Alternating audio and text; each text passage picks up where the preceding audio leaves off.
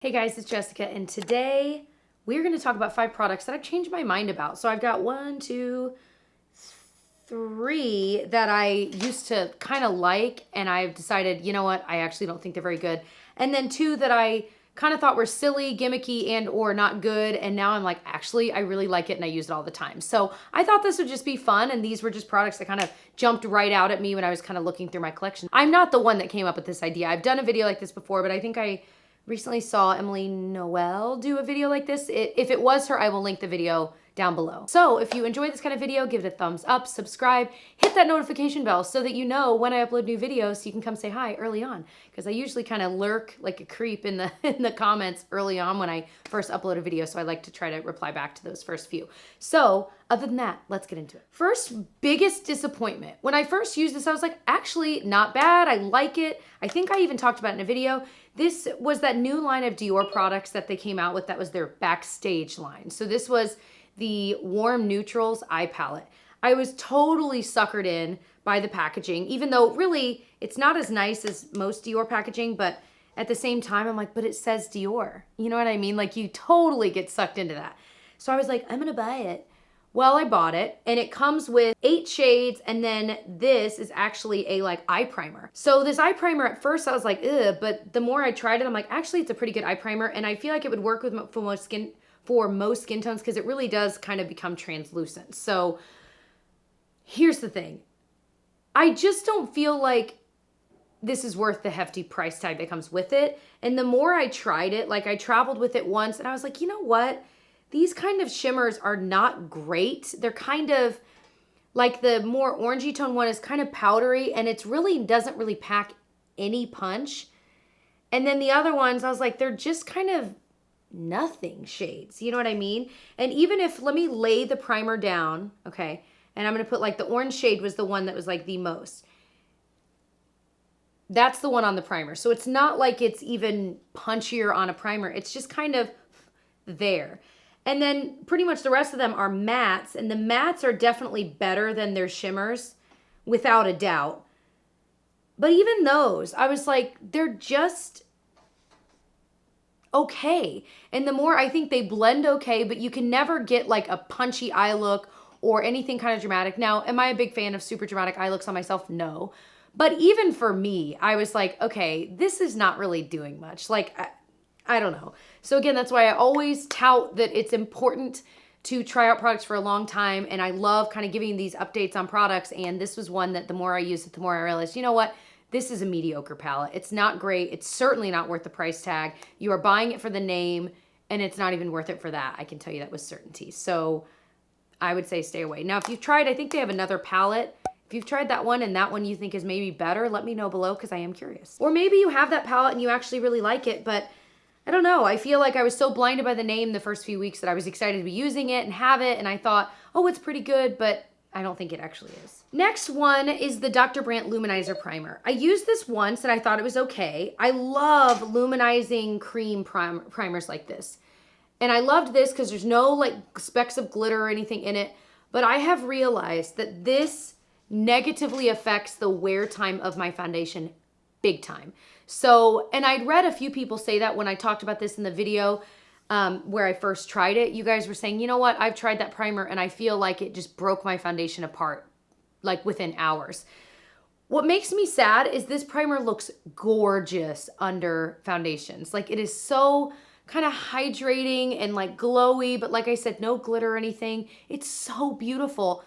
But I really do think it is not truly priming my skin for like the foundation to stay. Now, I think this is beautiful on its own. So if you are not typically into primers and things like that, and you just want kind of a glowy, but not too glowy, almost like a satin glow look to your skin, and you're not putting anything on top of it, I think you'd really like this. I think that would be the place where it is appropriate and where it would shine, literally.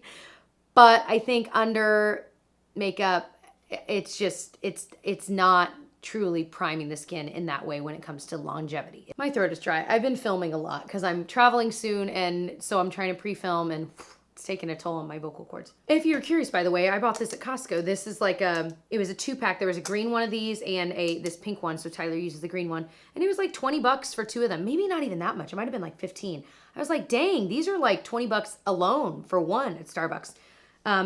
I did a Costco like shop with me. If you'd like us to do that again, I'd love to put another one up. We had so much fun filming that. I can link my other one, but let me know down in the comments if you would like me to do that.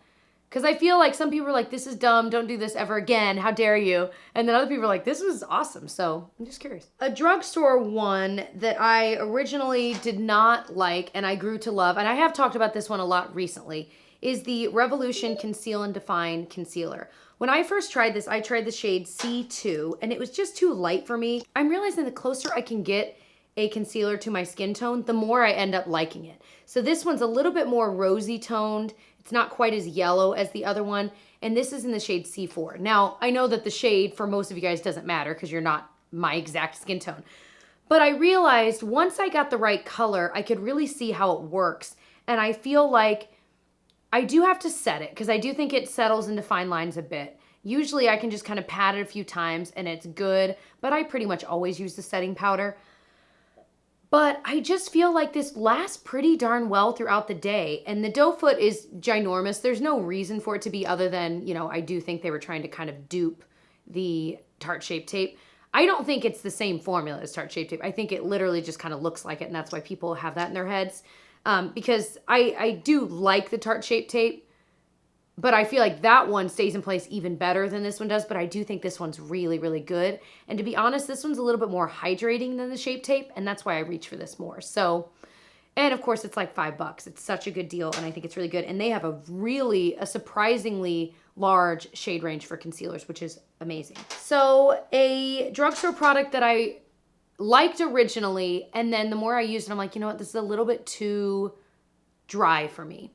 It's this lip product, again, from Makeup Revolution. It's in the shade Chaffeur. So here's the deal. You guys, I learned this later. I bought this for a subscriber maybe buy because so many of you guys recommended this particular shade. But I later learned from you guys that there are two versions of Chaffeur. There's this version, and then there's the one in the black packaging. I think the one in the black packaging is the matte, maybe, because this one kind of has like a satin finish to it, but it's just not quite. The more I used it, the shade is gorgeous. Like, it is exactly up my alley. But it's this formula of the one in the rose gold packaging that was just a little bit drier and just not quite as creamy as I typically like in a lipstick. And the other one I think is, maybe the other one's not matte. Well, regardless, the one in the black packaging is the one I now want to try because that's the one a lot of you guys were saying is the one to get. So I don't know.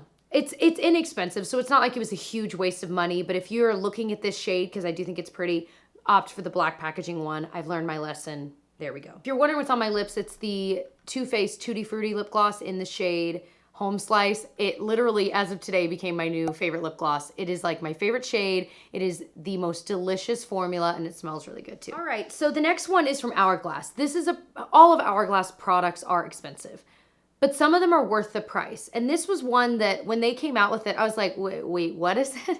It was their Veil Retouching Fluid. And I thought, that is a huge waste of money. And I'm still not totally sold that it's not a waste of money. At first I thought, oh, it's a concealer. I mean, you look at the size of it, like it's literally the same size as the Revolution. It's a concealer. But then as I read more about it, it's meant to be something where you can retouch portions of your face. So like, here's the perfect example. My nose. My nose gets a little bit red, but I don't necessarily want to go back in with foundation and then powder when I've already done my makeup and I'm 5 hours into the day. Like I might take a little bit and I can just kind of tap it in, or I could use a sponge, and it's just going to kind of blur that area, provide a little bit of coverage, and just kind of, as the name suggests, retouch the area. And the first time I used it as a concealer like a moron, and then I looked it up. And the more I use it, the more I realized, you know what, this is kind of an interesting formula because it's much lighter than a foundation. It's not a foundation. And it's still lighter than a concealer as well. It's kind of like this sort of transparent, but it's not transparent. There's definitely some coverage there. I don't love it on my nose. I think it's okay. I tend to use it right here. I have like freckles and redness that if I'm not wearing a super high coverage foundation, it will peep throughout the day, and it'll end up kind of making my blush and bronzer and stuff kind of look muddy because it looks like I've got it down there when I really don't. It's just my skin coming through. So what I've learned to do is I'll put a little bit down there and I'll grab my sponge or my fingers and just kind of tap it in. And it makes the area look so beautiful instantly.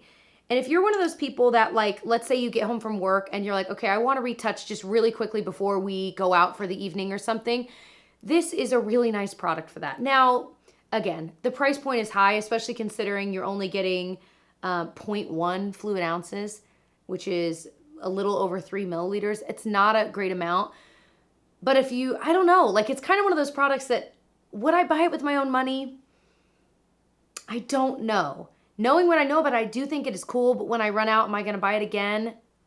I don't know that I would. So that's what I'm saying. I feel like I have grown to like this, but I just wish it were cheaper. Could you use a concealer for the same thing? Yeah. Could you use a foundation? Yeah. But again, this formula is just so interesting because it is lighter. It's kind of like airy, and it really easily does that without really messing with the rest of your foundation. Does that make sense? I hope I explained that well. So I feel like I'm not being very helpful with this because I feel like I can't tell you. It's one of those things that if it's in your budget and that sounds like something you would use, go for it because I do like it. But I do think it's kind of expensive for what it is. So I'm going to wait till a cheaper brand dupes it because that would be amazing. This is the shirt I wore Taylor Swift in. What? This is the shirt I was wearing when I met Taylor Swift. I got it at Target. If I can find it online, I will link it. And if you haven't seen my video meeting Taylor Swift, I will link it below. So I hope this video was fun. It's just kind of something different for my channel. I love doing videos like this. If you would like to see other YouTubers do it, definitely share this video with them. Get them to do this kind of video because I think it's a fun one. Other than that, I hope you'll subscribe, stick around for more videos, and I will see you guys in my next one. Bye.